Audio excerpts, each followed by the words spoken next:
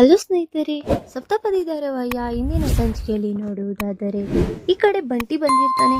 ಹೇಗೋ ಈಗ ಕಲ್ಯಾಣ್ ಅವರು ಬಂದು ಬಟ್ಟೆ ಬದಲಾಯಿಸ್ಕೊಳ್ತಾರಲ್ಲ, ಲೆಟರ್ ಬರೆದಿಕ್ ಬಿಟ್ಟು ಹೋಗೋಣ ಅಂತ ಅವನಿನ್ನ ಲೆಟರ್ ಬರೆಯೋದಿಕ್ಕೆ ಪ್ರಾರಂಭಿಸ್ತಾ ಇರ್ತಾನೆ. ಈ ಕಡೆ ನೋಡಿದ್ರೆ ಅಪ್ಪು ಮತ್ತೆ ಕಲ್ಯಾಣ್ ಇಬ್ರು ಸೇರಿ ಬರ್ತಾ ಇರ್ತಾರೆ. ಆಗ ನೀನು ಹೋಗಿ ರೆಡಿಯಾಗು, ನಾನು ಬರ್ತೀನಿ ಅಂತ ಅಪ್ಪುವಿನ ಅಲ್ಲಿಂದ ಹೊರಟಿರ್ತಾಳೆ.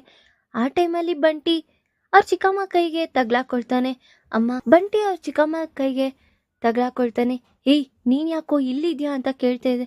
ಅಯ್ಯೋ, ಏನ್ ಮಾಡ್ಲಿ ಚಿಕ್ಕಮ್ಮ, ಅಕ್ಕ ನೋವನ್ನ ತಡ್ಕೊಳಕ್ಕಾಗ್ದಿರಾ ಲೆಟರ್ ಬರ್ದಿದ್ದೀನಿ, ಅಕ್ಕ ಕಲ್ಯಾಣ್ ಅವ್ರನ್ನ ಇಷ್ಟಪಡ್ತಿದಾರಲ್ಲ ಅನ್ನೋ ವಿಚಾರನ ಹೇಳ್ತಾ ಇರ್ತಾನೆ. ಆ ವಿಚಾರ ಪದ್ದು ಮತ್ತೆ ಕಾವ್ಯ ಇಬ್ರು ಕೇಳಿಸ್ಕೊಂಡ್ಬಿಡ್ತಾರೆ. ಏನು, ಅಪ್ಪು ಕಲ್ಯಾಣ್ನ ಇಷ್ಟಪಡ್ತಿದ್ದಾಳ? ಅಮ್ಮ, ಏನ್ ಹೇಳ್ತಿದ್ದಾನಮ್ಮ ಇವನು? ಅವಳು ಏನೂ ಮಾತಾಡ್ದಿರ ಹಾಗೆ ಸುಮ್ಮನೆ ಇರ್ತಾಳೆ. ಹೌದು ಕಾವ್ಯ, ಅಪ್ಪು ನಿಜವಾಗ್ಲೂ ಕಲ್ಯಾಣ್ನ ಇಷ್ಟಪಡ್ತಾ ಇದ್ದಾಳೆ ಅಂತ ಪದ್ದುನು ಸಹ ಹೇಳ್ತಾ ಇರ್ತಾಳೆ. ಈ ವಿಚಾರ ನಿನಗೆ ಮೊದಲೇ ಗೊತ್ತಿತ್ತಾ ಅಂತ ಕೇಳ್ತಾ ಇರ್ತಾಳೆ. ನನಗೆ ನಿನ್ನೆ ನೈಟೇ ಗೊತ್ತಾಯ್ತು, ಬಟ್ ಹೇಳಿದ್ರೆ ಅಪ್ಪು ನನ್ನ ಹತ್ರ ಭಾಷೆ ಹಿಡಿಸ್ಕೊಂಡಿದ್ಲು, ಏನು ಹೇಳ್ಬೇಡ ಅಕ್ಕನ್ಗೆ ಅಂತ, ಹಾಗಾಗಿ ನಾನು ಏನು ಹೇಳಿಲ್ಲ ಅಂತ ಹೇಳ್ತಾ ಇರ್ತಾಳೆ. ಆಗ ಅಮ್ಮ, ಏನಮ್ಮ ನಡೀತಾ ಇದೆ ಇಲ್ಲಿ? ಅವಳ ಆಸೆನ ನಾನು ಇದುವರೆಗೂ ಒಂದ್ ದಿವಸನೂ ನೆರವೇರ್ಸಕ್ಕಾಗಿಲ್ಲ. ಈ ಆಸೆನ ನೆರವೇರ್ಸೋಣ ಅಂದ್ರೆ ಅನಾಮಿಕಾ ಮತ್ತೆ ಕಲ್ಯಾಣ್ ಇಬ್ರು ಒಬ್ರಿಗೊಬ್ರು ಇಷ್ಟಪಟ್ಟು ಮದ್ವೆ ಆಗ್ತಿದ್ದಾರೆ. ಇದ್ರ ಮಧ್ಯೆ ನಾನು ಹೋಗೋದು ಸರಿ ಇರಲ್ಲ ಅಮ್ಮ ಅಂತ ಹೇಳ್ತಾ ಇರ್ತಾಳೆ. ಏನು ಮಾಡೋಕ್ಕಾಗಲ್ಲ ಬಿಡೆ, ಅವಳು ಆಲ್ರೆಡಿ ನಿರ್ಧಾರ ಮಾಡ್ಕೊಂಡು ಈಗ ಅವಳು ಬರಲ್ಲ ಅಂದ್ರು ನಾವು ಒತ್ತಾಯದಿಂದ ಅವ್ರನ್ನ ಮದ್ವೆ ಕರ್ಕೊ ಬಂದಿದೀವಿ ಅಂತ ಕನಕ ಹೇಳ್ತಾ ಇರ್ತಾಳೆ. ಏನಮ್ಮ ಮಾಡೋದೀಗ? ಆ ಲೆಟರ್ನ ನಾವು ಹೋಗಿ ಹುಡುಕ್ಬೇಕು ಅಂತ 4 ಜನನೂ ಹೋಗಿರ್ತಾರೆ.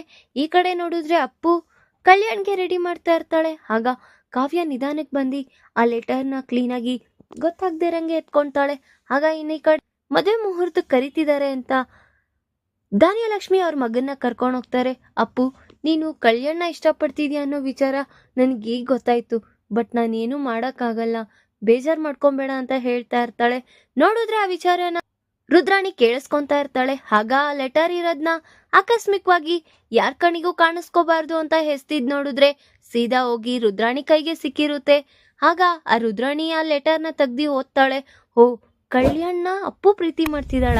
ಈ ವಿಚಾರನ ಹೇಗಾದ್ರೂ ಎಲ್ಲರ ಮುಂದೆ ಈ ವಿಚಾರನ ಹೇಳಿ ಮದುವೆನ ನಿಲ್ಲಿಸ್ಬೇಕು ಅಂತ ಹೊರಟಿರ್ತಾಳೆ. ರುದ್ರಾಣಿ ಧಾನ್ಯಲಕ್ಷ್ಮಿನ ಕರಿಯಕ್ಕೆ ಅಂತ ಹೋಗಿರ್ತಾಳೆ ತೋರ್ಸಕ್ಕೋಸ್ಕರ.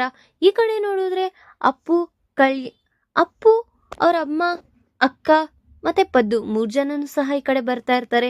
ಈಗೇನು ಮಾಡೋಕ್ಕಾಗಲ್ಲ ಅಕ್ಕ, ಸುಮ್ಮನೆ ನೀವು ಹೋಗಿ ಅಂತ ಕಾವ್ಯನ ಮತ್ತೆ ಪದ್ದುನ ಕಳಿಸ್ತಾಳೆ. ಈ ಕಡೆ ನೋಡಿದ್ರೆ ಏನಾಯ್ತು ಮಕ್ಕ, ಗಂಟಾಕಿಕ್ಕೊಂಡಿದ್ಯಾ ಅಂತದ್ ಏನಾಯ್ತು ಅಂತ ರಾಜ್ ಕೇಳ್ತಿದ್ರು. ಏನು ಇಲ್ಲ ರೀ, ಸುಮ್ಮನೆ ಹಾಗೆ ಅಂತ ಹೇಳ್ತಿದ್ರು.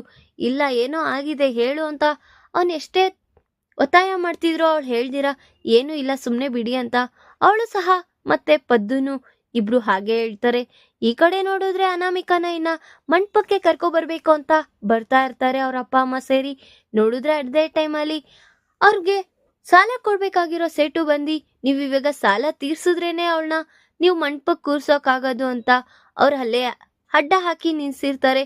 ಆ ವಿಚಾರನ ಕಾವ್ಯ ನೋಡಿ, ಏನ್ ಇವ್ರು ಈ ತರ ಫೈನಾನ್ಷಿಯಲಿ ಪ್ರಾಬ್ಲಮ್ ಇದಾರ ಅನ್ಸುತ್ತೆ, ಹೇಗಾದ್ರೂ ಮಾಡಿ ನಮ್ಮ ಯಜಮಾನ್ರಿಗೆ ವಿಚಾರ ತಿಳಿಸ್ಬೇಕು ಅಂತ ರಾಜ್ ಹತ್ರ ಬಂದು ಹೇಳ್ತಾಳೆ. ರೀ, ಸ್ವಲ್ಪ ಬನ್ರಿ, ಅನಾಮಿಕಾ ಅವ್ರಿಗೆ ಒಳಗಡೆ ಬರೋದಿಕ್ ಬಿಡ್ತಾ ಇಲ್ಲ, ಅವ್ರು ಕಾಸಿನ ತೊಂದ್ರೆಲಿ ಇದಾರೆ ಅನ್ಸುತ್ತೆ ಅಂತ ಹೇಳಿ ಕರ್ಕೊಂಬರ್ತಾಳೆ. ನೋಡಿದ್ರೆ ಸೇಟು ಅಲ್ಲಿ ಇರೋದನ್ನ ನೋಡಿ, ಏನ್ ಬೇಕಾಗಿತ್ತು, ನೀವ್ ಯಾಕೆ ಈ ಹುಡುಗಿನ ತಡಿತಿದ್ದೀರಾ ಅಂತ ರಾಜ್ ಕೇಳ್ಬೇಕಾದ್ರೆ, ನೋಡಿ ಸರ್, ಇವ್ರು ನನಗೆ 2 ಕೋಟಿ ರೂಪಾಯಿ ಕೊಡ್ಬೇಕು, ನೋಡಿದ್ರೆ ಈಗಲ್ಲ ಹಾಗೆ ಅವಾಗ ಕೊಡ್ತೀನಿ ಅಂತ ಹೇಳಿ ಇಷ್ಟು ದಿವಸ ಮುಂದೆ ಹಾಕೊಂಡು ಬಂದಿದ್ದಾರೆ ಅಂತ ಅವ್ರು ಹೇಳ್ತಾ ಇರ್ತಾರೆ. ಆಗ 2 ಕೋಟಿ ಅಲ್ವಾ, ನಾಳೆ ನಾನು ಆಫೀಸ್ ಹತ್ರ ಬಂದು ಈಸ್ಕೊಳ್ಳಿ ಅಂತ ಹೇಳ್ತಾ ಇರ್ತಾರೆ. ಹೌದಾ ಸರ್, ಸರಿ ಸರ್, ನಾನು ಬರ್ತೀನಿ ಅಂತ ಇನ್ನ ಸೇಟ್ ಅವರು ಸಹ ಅಲ್ಲಿಂದ ಹೊರಟ್ಬಿಡ್ತಾರೆ. ಈ ಕಡೆ ಅನಾಮಿಕಾ ಮತ್ತೆ ಅವ್ರ ಅಪ್ಪ ಅಮ್ಮ ಇಬ್ರು ಸೇರಿ ಅವನಿಗೆ ಕೈ ಮುಗ್ದಿ, ತುಂಬಾ ಥ್ಯಾಂಕ್ಸ್ ಅಪ್ಪ, ನೀನು ಒಳ್ಳೆ ಟೈಮಿಗೆ ಬಂದು ನಮ್ಮ ಮಗಳನ್ನ ಸೇಫ್ ಮಾಡಿದೆ, ಇಲ್ಲ ಅಂದಿದ್ರೆ ಇವಾಗ ಅವಳು ಮದುವೆ ಆಗ್ತಿದ್ಲೋ ಇಲ್ಲೋ ಅನ್ನೋದೇ ಡೌಟ್ ಆಗಿತ್ತು ಅಂತ ಹೇಳ್ತಾ ಇರ್ತಾರೆ. ಈಗ ಅವರು ನಮ್ಮ ಮನೆ ಸೊಸೆ ಆಗೋರು, ನಮ್ಮ ತಮ್ಮನಿಗೆ ಇಷ್ಟವಾಗಿರೋ ಹೆಂಡ್ತಿ, ಅವರಿಗೋಸ್ಕರ ನಾವೇನಾದ್ರೂ ಮಾಡೋದಕ್ಕೆ ರೆಡಿ ಇದೀವಿ. ಕಳಾವತಿ, ಫಸ್ಟ್ ಕರ್ಕೊಂಡೋಗು ಮಂಟಪಕ್ಕೆ ಅಂತ ಇನ್ನ ಕಳಾವತಿ ಜೊತೆ ಅನಾಮಿಕನು ಸಹ ಇನ್ನ ಮಂಟಪಕ್ಕೆ ಹೋಗ್ತಾ ಇರ್ತಾಳೆ. ಧಾರಾವಾಹಿಯ ಪ್ರತಿಯೊಂದು ಸಂಚಿಕೆ ತಪ್ಪದೇ ನೋಡಬೇಕಾದರೆ ನಮ್ಮ KTVS 365 ಚಾನಲ್ನ ಈಗಲೇ ಸಬ್ಸ್ಕ್ರೈಬ್ ಮಾಡ್ಕೊಳ್ಳಿ. ಹಾಗೆ ಪಕ್ಕದಲ್ಲಿರೋ ಬೆಲ್ ಬಟನ್ ಅನ್ನು ಪ್ರೆಸ್ ಮಾಡಿ ಅದರಲ್ಲಿ ಆಲ್ ಆಪ್ಷನ್ ಸೆಲೆಕ್ಟ್ ಮಾಡ್ಕೊಳ್ಳಿ. ಇದರಿಂದ ನಾವು ರಿಲೀಸ್ ಮಾಡುವಂತಹ ಸಂಚಿಕೆ ಅಪ್ಡೇಟ್ ನೋಟಿಫಿಕೇಶನ್ ಸಿಗುತ್ತೆ. ರುದ್ರಾಣಿನ ಧಾನ್ಯಲಕ್ಷ್ಮಿ ಹತ್ರ ನಾನು ನಿನ್ನ ಹತ್ರ ಮಾತಾಡ್ಬೇಕು ಬಾ ಅಂತ ಪಕ್ಕಕ್ಕೆ ಕರ್ಕೊಂಡೋಗಿ ಅಪ್ಪು ಬರ್ದಿರೋ ಲೆಟರ್ನ ತೆಗ್ದಿ ತೋರಿಸ್ತಾ ಇರ್ತಾಳೆ. ನೋಡು, ಅಪ್ಪು ಕಲ್ಯಾಣ ಇಷ್ಟಪಡ್ತಾ ಇದ್ದಾಳೆ, ಇದಕ್ಕೆಲ್ಲ ಸೂತ್ರಧಾರಿ ಅವ್ರ ಅಮ್ಮನೇ.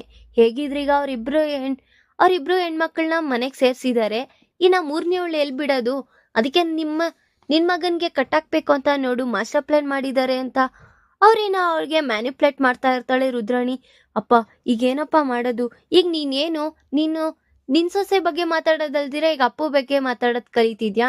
ಬಿಟ್ಟಾಕು ಈ ವಿಚಾರ ಅಂತ ಅವ್ರು ಏನೇ ಹೇಳ್ತಿದ್ರು ಬೇಡ, ಈಗ ನೀನ್ ಈ ವಿಚಾರನ ಹೋಗಿ ಹೇಳಿದ್ರೇನೆ ನೀನ್ ಸರಿ ಹೋಗ್ತೀಯ ಅಂತ ರುದ್ರಾಣಿನ ಅಲ್ಲಿಂದ ಸೀದಾ ಮಂಟಪಕ್ಕೆ ಕರ್ಕೊ ಬರ್ತಾಳೆ. ಅಪ್ಪು ಅಲ್ಲಿ ನಿಂತಿರೋದನ್ನ ನೋಡಿ, ಇಳಿಯ ಪಕ್ಕಕ್ಕೆ, ಅವನ ಹತ್ರ ಯಾಕೆ ನಿಂತಿದ್ಯಾ ನೀನು ಅಂತ ರುದ್ರಾಣಿ ಹೇಳ್ಬೇಕಾದ್ರೆ ಸೀದಾ ಇನ್ನ ಅಪ್ಪು ಕೆಳಗ್ ಬರ್ತಾಳೆ. ನೀನು ನನ್ ಮಗನ್ನ ಇಷ್ಟಪಡ್ತಾ ಇದ್ಯಾ? ನೀವೆಲ್ಲ ಫ್ಯಾಮಿಲಿ ಸೇರ್ಬಿಟ್ಟೆ ಈ ಮನೇನ ಹಾಳು ಮಾಡ್ಬೇಕು ಅಂತ ಇದ್ದೀರಾ? ಹೇಗಿದ್ರಿ ಈಗ ನಿಮ್ಮ ಅಕ್ಕಂದಿರ್ನ ಇಬ್ಬರನ್ನು ಆ ಮನೆಗೆ ಸೊಸೆಂದಿರ್ ಮಾಡಿದ್ರಿ, ಈಗ ನೀನು ಆ ಮನೆ ಸೊಸೆ ಆಗ್ಬೇಕು ಅನ್ನೋದೇ ನಿನ್ನ ಆಸೆನಾ ಅಂತ ಧಾನ್ಯಲಕ್ಷ್ಮಿ ಕೇಳ್ತಾ ಇದ್ರು. ಅವಳೇನು ಮಾತಾಡ್ದಿರ ಹಾಗೆ ಇರ್ತಾಳೆ. ಆಗ ನನ್ ಮಗಳೇನು ತಪ್ಪು ಮಾಡಿಲ್ಲ, ನೀವ್ ಯಾಕೆ ಈ ತರ ಮಾತಾಡ್ತಿದ್ದೀರಾ ಅತ್ಗೆ ಅವ್ರೆ ಅಂತ ಹೇಳ್ತಾ ಇದ್ರು. ಇದೇನ್ ಲೆಟರ್ ತಗ್ ನೋಡಿ, ನಿಮ್ಗೆ ಗೊತ್ತಾಗುತ್ತೆ ಅಂತ ಆ ಲೆಟರ್ನ ರಾಜ್ ಓದ್ತಾ ಇರ್ತಾನೆ. ಅನಾಮಿಕಾ ಮತ್ತೆ ಕಲ್ಯಾಣ್ ಇಬ್ರು ಸಹ ಓದ್ತಾ ಇರ್ತಾರೆ. ಆಗ ಅತ್ತೆ, ನೀವೇನ್ ಮಾತಾಡ್ತಿದ್ದೀರಾ?